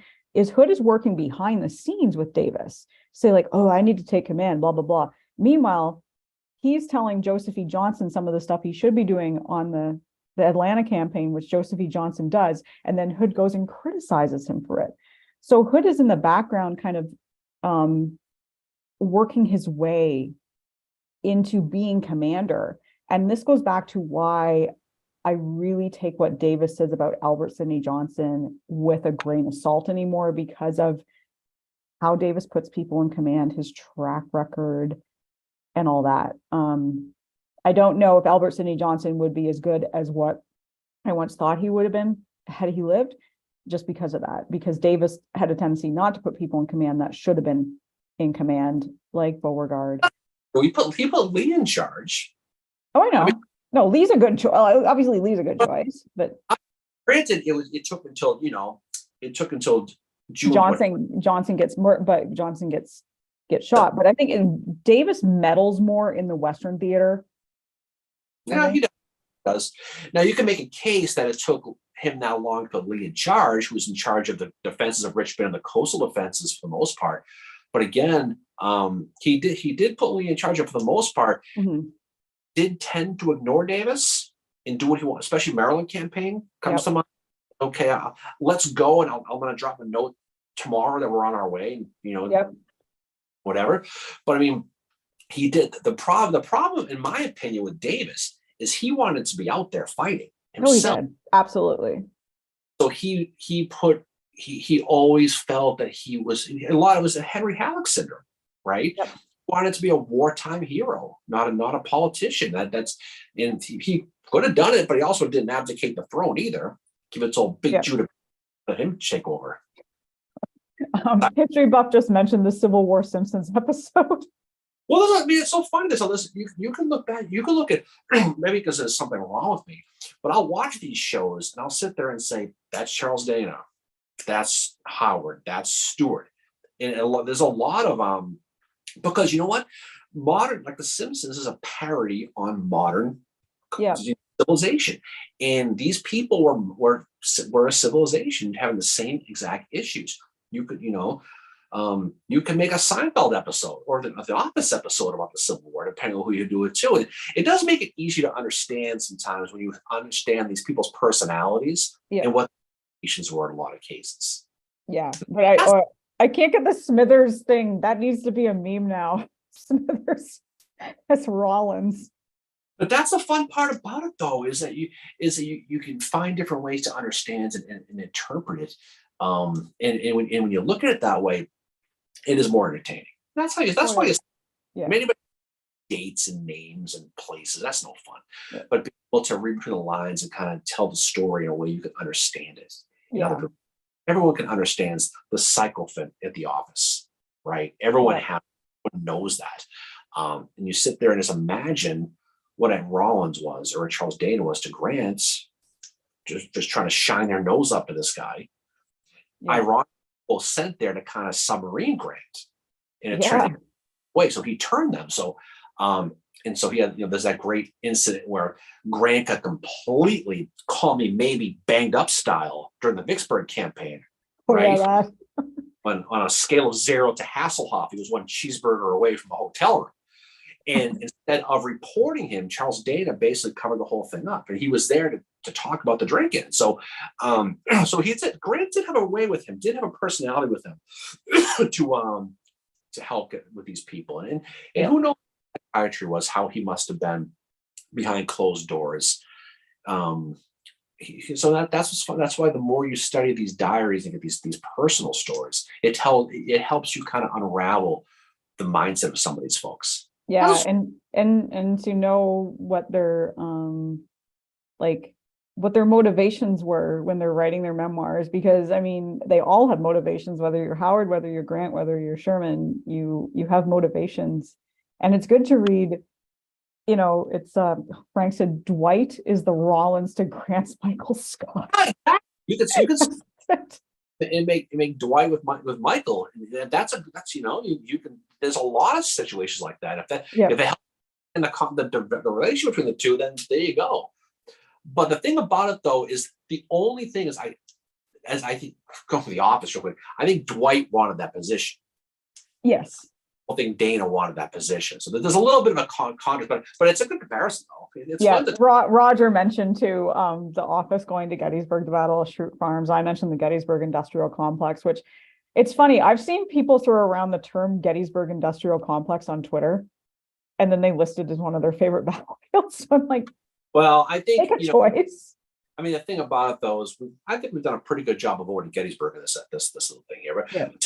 But I think the reality is Gettysburg was the biggest battle ever fought in the Western Hemisphere. It was a political turning point. It dovetailed the battle going on at Vicksburg at the same time. So it was a hammer and nail type of thing on both sides. Yeah. And it's also closer to Washington. And so you can still talk about Gettysburg and appreciate Vicksburg or any of them. It doesn't have to be the other. It really doesn't have to be. Yeah, it's like if the anniversary of Gettysburg is happening, I see all these people that are into Tullahoma come out. They're like, this was happening too. It's like, we're still remembering it. It's just. Number two, though, I mean, is don't downplay the movie. No. The Gettysburg is huge too, because that was a lot of people's, entry into the Civil War was the movie Gettysburg or the Michael Shara book, Killer Angels. Yep.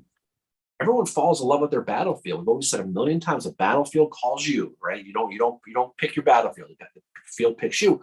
But that's a big part of it. We've talked about people who think the movie is 100% legit, and it's been taken. That takes a lot of, it takes a lot of liberties with things to help tie the story I've together. had run-ins with such people. Well, we've always had, every one of us has been, I mean, we've talked about this before jokingly. And I've been approached by people who ask me where Buster Kilrain's grave is, for example. Other people have as well, and you have a lot of fun with it. But I mean, you have the situation up there in Maine with that guy over at Joshua Jackson's house. But I think that movie did more to spur interest, especially with reenacting, than anything. So whether you hate the movie, love Gettysburg, hate Gettysburg, you can't deny what it did is it gave a shot in the arm to the Civil War field, right? It spurred the pictures. William Frazanino had his books coming out, which Gary Edelman took over and does help pictures. You've had a whole bunch of books come out about the battle. Gettysburg has become a tourist attraction. Like I said before, one change in history, the battle is not fought in Gettysburg, and Gettysburg is just a dot on the map, and the battle's fought somewhere else. Yeah, and people get really, I mean, we play the what if game on here a lot, and Gentili said, "What's the joke about Buster?" Gentili is Buster's biographer. No, but the truth of the matter is, is that people, however it brings you into it. Now, I've said before, I mean, my first battlefield was Bull Run a million years ago, but I didn't fall in love with the whole thing until Gettysburg. And then as you have that, and then you grow from out, right? And you kind of go from there. And I'm sure the people out in the Western Theater, maybe it's Shiloh, maybe it's Vicksburg, maybe it's a different one for everybody. Frank said to me, Disneyland is the happiest, or said to some people, Disneyland is the happiest place on earth. I live nearby, but Gettysburg is the true happiest place on earth. And Frank, we relate to that. A lot of people do. For me, it's you either get it or you don't. See, the thing about Gettysburg, if it's once it gets you, it has you. It gets in your blood and never lets you go. And that's because you're meant to be there. You're meant to study it. Something is drawing you there for a reason. And you can't explain it, but I know people who get it. If you get it, you get it. I know I do, and a lot of people do. Yeah, I'm the same way. I went there when I was 9 years old, and it was on a trip, that my parents took me on. The same trip that I went to Washington to the Lincoln Memorial. And my dad's big thing on that trip, like I was telling you earlier today, was to see, because my dad loves Thomas Jefferson, had to go to the Jefferson Memorial. That was his big thing to see. And I can appreciate that. I don't quite get that whole thing, but, I can appreciate that from his perspective. But for me, Gettysburg got in my blood. It's definitely my favorite battle. But in line with that is Chickamauga. That is the other battlefield that I visited for the first time 6 years ago. And I was hooked. I'd studied the battle going into it, but when you visit Chickamauga, it's like, wow, this is a completely different ball game out here. A lot of the general, now Howard's a general that fights Eastern and Western theater. He's my favorite one to study, but I love studying Claiborne. And then Meade is my other one. He's all Eastern theater. But I've got others in the Western theater that I like to study, but it gets in your blood, it stays there. And if it does, just study it. And you can have two favorites like I do, Gettysburg, Chickamauga. That drives me, we just, bought the house there last year. I mean, people, friends here go, you live by the ocean. Why the hell would you want to buy? That's where I'm supposed to be. And so everyone has a different type of thing where it comes from. But you know what though? At the end of the day, as much as you can have fun with Buster Kilrain and the Bad Beards and the Jeb Stuart, it brings you. It does. It brings you into the town. And I'm convinced that once people go to a place like Gettysburg or Antietam or whatever battlefield it is, when you find your place, you're going to always go back there and you're going to study more, and you're going to become very protective of it, and you're going to have a very type of ownership of it. And it's a small fraternity of people who are that way, but that's because that's where you're supposed to be. And if you know it, you know it. And we've said it a million times. You know it, you know it. But some people are drawn, Shiloh, whatever. Alusty. Yeah, or Miranda said Newmarket. She went to it. She cried at it. We all have our reasons for being drawn to these battles. And that's important because it means we can be kind of, become the voice for them and the people that fought there. History Buff mentions he lives right next to Gettysburg. And Gentili said, I think another aspect of Gettysburg is that the town is all in. It's everywhere. You go sit at a bar and the person next to you will be thrilled to talk to you about any aspect of the battle. That's very unique to Gettysburg. Fredericksburg has a great bar scene and all that, but the battlefield is not what Gettysburg is. Yeah. Chickamauga is it's a few miles away from Chattanooga, so you don't get that same feeling there. No, And, that honestly, Frank mentions he's going to be at the anniversary as well, which we are going to be there too. Gettysburg is the only place. Yeah. Yeah, I love Fredericksburg, Chattanooga, but it's the only place where you feel that it's all around you. Like we were in Chattanooga last week at the bars, and people like, oh, there was that one person we were talking to who was a history guy. For the most part, people like, oh, that's cool, whatever. Fredericksburg, same deal. It's the battlefield. You're drinking right on Marie's Heights for the most part. The restaurants. And they don't know too much about it. But no, they don't. You don't know often where you grow up, you don't know the history in your own backyard. And yeah, there was one person we were talking to at the bar, and he's now going to visit Monocacy. Yeah. He'd never heard of it before. He goes to Gettysburg all the time, and he'd never heard of Monocacy. No, but that's the whole thing about it is that whatever draws you to it, and the movie did a great job drawing people to it. And the movie will never. Yes, it has its little things. If you study the battle really close, there are a couple of cringy things in there you watch, but doesn't take away from it. It's an important part of the study of the battle. But more important, it attracts you to it. People go up to the cupola at Seminary Ridge at Pete Mealy's place now because they the Reynolds up there. And how many times how many people get up there and people yell, "The devil's to pay"? Well, they got that from them. I 100% did that when I went on that tour. And that's what it's all about. And when people go, you learn more about it. You realize there's another side of the flank. You learn about Dave Ireland, George Sears Green, Second Massachusetts, all those guys. And then the more you study, it's that thirst for knowledge that you continually want to learn from. But the movie is a great baseline for a lot of people. Yeah, and that's what MJ says. Like, it's 30 years old this year. It's still watched. It's still discussed, and it inspires people to Civil War history. And that's what matters, is if it sparks their interest, then that's great. Even if they choose to focus on just Gettysburg, that's awesome too. If they choose to branch out, great. I know one of the things for me on this trip we most recently went on was we explored more of Missionary Ridge, which I'd never done before. And one of my favorite monuments on East Cemetery Hill is to the 73rd Pennsylvania, which they fought in Eastern, and then they went to the Western Theater. They were at Missionary Ridge, and I saw their monument. We couldn't get out of the car because it was a very bad area, but I saw their monument, and it looks a lot like it does at Gettysburg. But that was cool to see some guy, like a monument to some guys that were fighting at Gettysburg, and then a few months later, in November of '63, they're fighting at Missionary Ridge, and that was a hard fight at Missionary Ridge. Oh, it was. So, well, we should already shut down. It's almost 12. This one went fast, but what we're doing? We're recording an episode this week on the Pratt Street riots. We are. Yep. So we're going to be talking about the Pratt Street riots Wednesday night, 7:00 Eastern via Zoom. We are having our book club with Western Theater, Tim Smith, to talk about his book, The Real Horse Soldiers. We're sending out the invites for that today. We sent some of them out last night. The rest will go out today. Civil War Breakfast Club at gmail.com if you would like to attend. If you've never attended before, you don't need to have read the book. Just come join us, hang out, talk. You can ask Tim Smith questions. And then next week, we will be recording with Dr. Peter Carmichael from Gettysburg College, and we are going to talk about a soldier who was, I think he was a Confederate. Letters we're going to talk about with him. Yeah. So we're going to talk about a specific soldier and the letters that he wrote. Also, check out Dr. Carmichael's book, The War for the Common Soldier. It is a really, really great read, especially if you love studying the human aspect of it, because he just focuses on what the soldiers say. And it's really awesome. He'll be there with his awesome hair. Yeah. He's a great guy. And some of our other upcoming episodes, we're going to be doing an episode about focusing specifically on Pickett's Mill now that we visited there, as well as probably doing an episode about Andersonville, since again, we visited there, and maybe just doing kind of I don't know, we'll see what comes up, and definitely Spotsylvania as well, not to forget the Eastern Theater too. Our Hancock fix, talking about Spotsy. But Miranda, just one thing, Miranda said we were having Grierson Days in Jacksonville in June.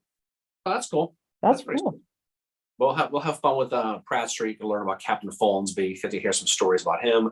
Talk about a lot of the intrigue that went on the Confederate side, and it may not tell the best story of Lincoln towards Baltimore. We'll talk about that, unfortunately, as well. Yeah. that aspect of it as well. So, all right, so let's jump off and get ready to go. It's almost noontime here. It's almost time to finish up here and go see what local bars have in store Yeah. for us. So we will Yeah. Yep. So we will be back with you guys, not next weekend, but the weekend after that. And then hopefully we'll get back more into our regular schedule, these weekly YouTube live streams. So we just want to thank everybody for coming and hanging out with us today. You guys are awesome. You ask great questions. We love the comments as well.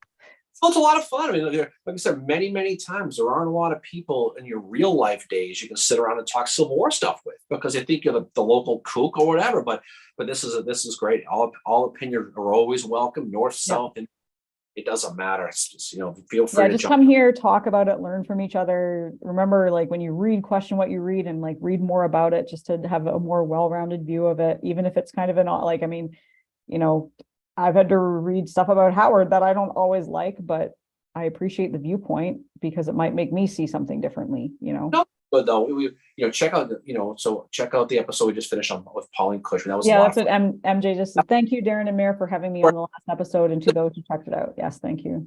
Is study these people who people don't really focus on. So everybody, we appreciate you jumping on. So we'll catch up soon. Definitely try to be on the book club on Wednesday because Tim Smith, his book's really good. He's an interesting guy, and he's an A-list Civil War writer who we have a chance to we're going to do on Zoom. This isn't one of those submit questions in advance things. You're going to be on him, and you can just raise your hand, ask him a question verbally or type it in. But it's a great opportunity to really get in the head of some of these people who've written these stories and have the same passion that we all do as well. So, all right, Mary. So off we go. So everybody have a great rest of the weekend. It's actually already Sunday. It feels like back to work tomorrow. Yeah. Enjoy the rest of the day. Hopefully, the weather gets a little warmer here. It's been great, but it's cloudy and crappy today. Yeah. All right, Mary. So let's